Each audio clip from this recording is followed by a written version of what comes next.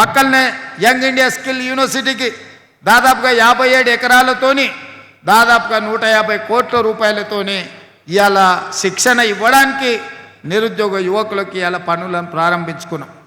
నేను ఈ వేదిక మీద నుంచి తెలంగాణ నిరుద్యోగ యువకులకు మాట చెప్పదలుచుకున్నా.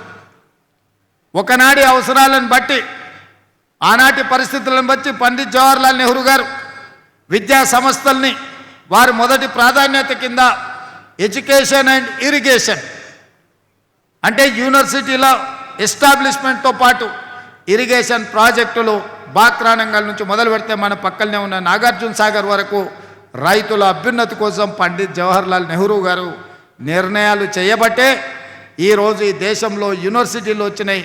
చాలామంది పేదల పిల్లలు పీజీలు పిహెచ్డీలు చేసారు. ఈరోజు వ్యవసాయం కింద కాలువలలో నీళ్ళు వచ్చి పంటలు బండుతున్నాయంటే కాంగ్రెస్ పార్టీ కట్టిన శ్రీశైలం, నాగార్జున సాగర్, జూరాల, నెట్టెంపాడు, కోయిల్ సాగర్, కల్వకుర్తి, ప్రారంభించిన పాలమూరు రంగారెడ్డి ఎత్తిపోతల, శ్రీరామ్ సాగర్ నుంచి మొదలు పెడితే ప్రాణహిత చేవెళ్ళ వరకు ఇరిగేషన్ ప్రాజెక్టులను జలయజ్ఞం రూపంలో ఇవాళ పనులు ప్రారంభించినాం.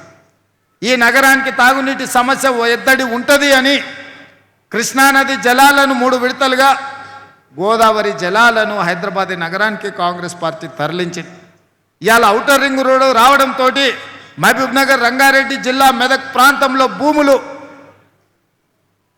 వేల రూపాయలకి ఎకరాలు దొరికేది ఇవాళ 100 కోట్ల రూపాయలకి ఎకరం అయ్యింది అంటే ఈ ఔటర్ రింగ్ రోడ్డు అంతర్జాతీయ ఎయిర్పోర్టు రావడమే. ఇవాళ అందుకే అన్ని ఆలోచన చేసి లక్షలాది మంది పట్టాలు తీసుకొని డిగ్రీలు పొంది నిరుద్యోగ యువకులుగా శాశ్వతంగా మిగిలిపోతుంటే వాళ్లకు వృత్తి నైపుణ్యం నేర్పించాలి అని వాళ్లకు 3 నుంచి 6 నెలలు శిక్షణ ఇచ్చి సర్టిఫికెట్ కోర్సులు ఇవ్వాలి అని, అదేవిధంగా డిప్లొమా కోర్సులు నేర్పాలని, అదేవిధంగా డిగ్రీ పట్టాలని ఇవ్వడం ద్వారా ఈరోజు రెడ్డి ల్యాబ్స్ నుంచి మొదలు పెడితే ఎస్బీఐ వరకు చాలా సంస్థలు ముందుకొచ్చి వాళ్ళకి శిక్షణ ఇప్పించడమే కాదు వాళ్ళకు ఉద్యోగాలు మేము ఇస్తామని ఇవాళ సంస్థలన్నీ ముందుకు వచ్చినాయి. అందుకే ఈరోజు స్కిల్ యూనివర్సిటీలో మీకు అడ్మిషన్ వచ్చిందంటే మీకు ఉద్యోగం గ్యారెంటీ అని చెప్పి నేను మాట ఇస్తున్నా. ఇవాళ ఇక్కడ శిక్షణ పొందిన ఏ విద్యార్థి కావచ్చు, విద్యార్థిని కావచ్చు, ఉద్యోగ సమస్య రాదు. ఈ రాష్ట్రంలో పక్క రాష్ట్రాలలో, పక్క దేశాలలో మీకు ఉద్యోగాలు వచ్చే విధంగా శిక్షణనిచ్చే బాధ్యత ఈ ప్రభుత్వం తీసుకుంటుంది.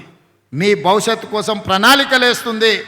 మనము మన రాష్ట్రానికే కాదు పక్క రాష్ట్రాలకు, పక్క దేశాలకు, ముఖ్యంగా గల్ఫ్ కార్మికులుగా పోయి ఈరోజు మోసపోతున్న దళారుల మధ్యలో మోసపోతున్న వాళ్ళకు కూడా